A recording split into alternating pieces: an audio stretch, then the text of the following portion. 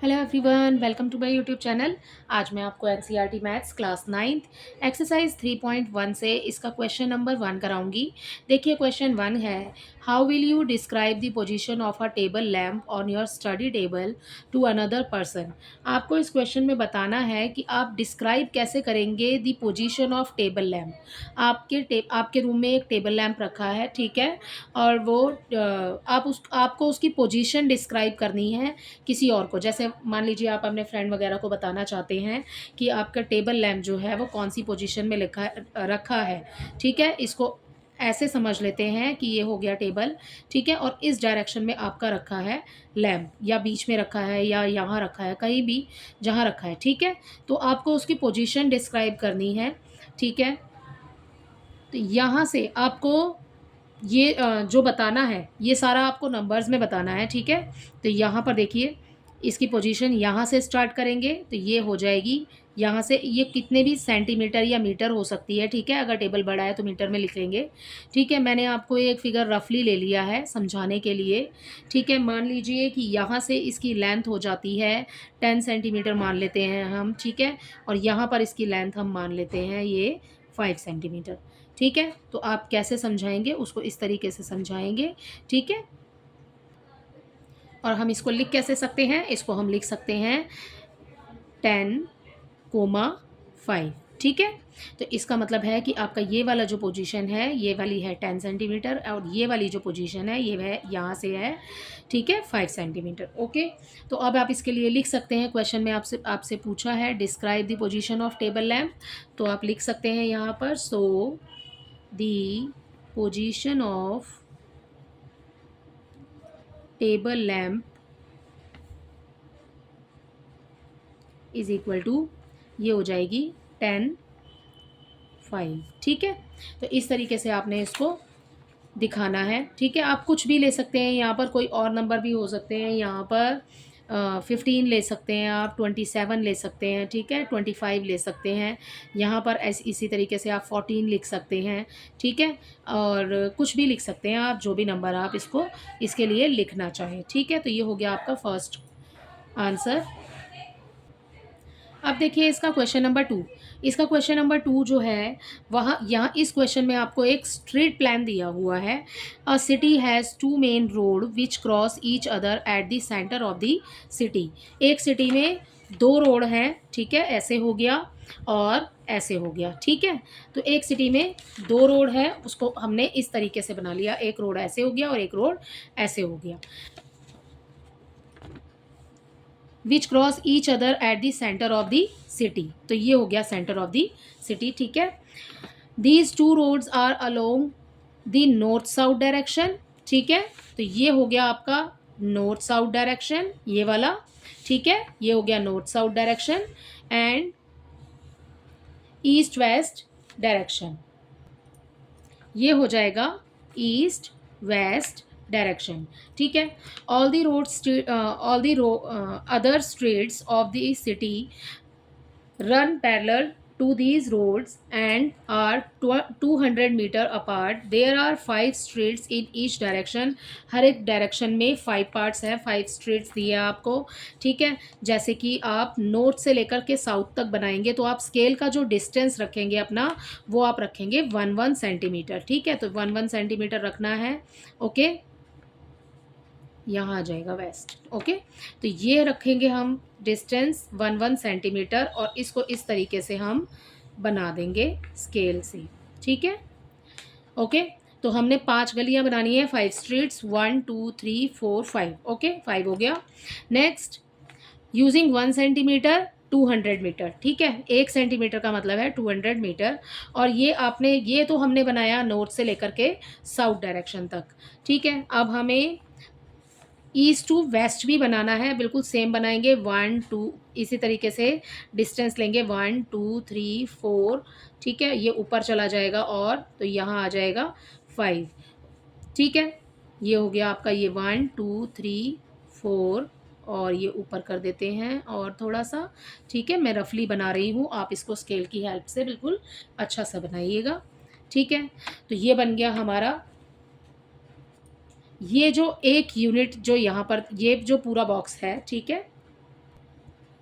यहाँ पर जो 1 सेंटीमीटर है इसका मतलब है कि ये डिफरेंस जो है बीच में ये 200 मीटर का है, ठीक है। There are many cross streets in your model, ठीक है। यहाँ पर क्रॉस स्ट्रीट्स हैं बहुत सारी इस मॉडल के अंदर।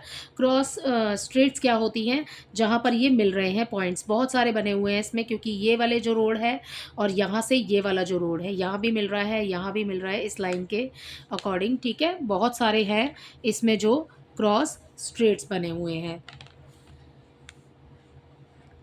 There are many cross streets in your model. A particular cross streets is made by two streets, one running in the north south, एक तो जा रही है north south, ठीक है, and direction, and another in the east west direction, और दूसरी जा रही है east west direction में, एक ऐसे जा रही है एक ऐसे जा रही है, ठीक है।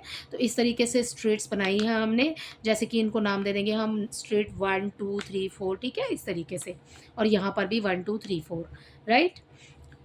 अब यहाँ पर इफ दिस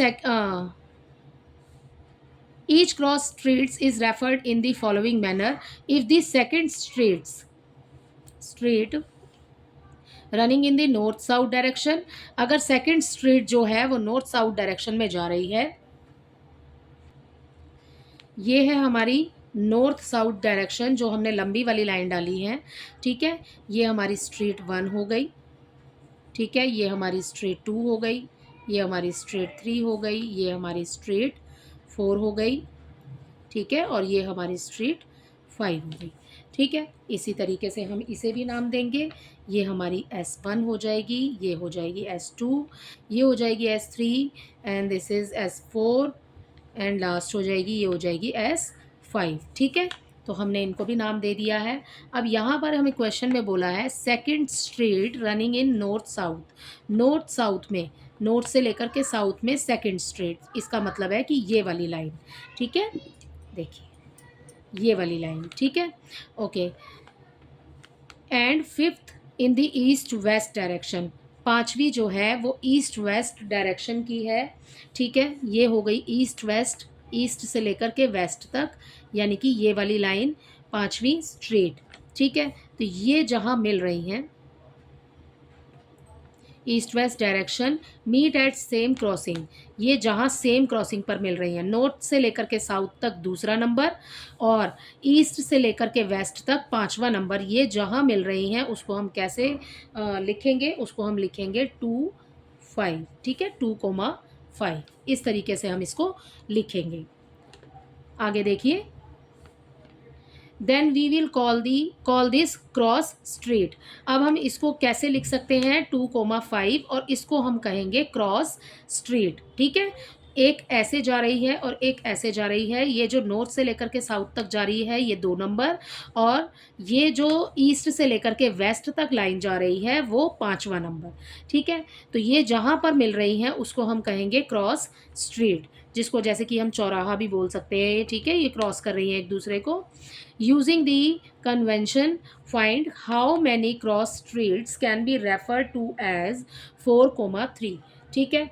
4,3 बोला है तो हमने पहले नॉर्थ टू साउथ लिया है, तो अब हम नॉर्थ टू साउथ ही लेंगे।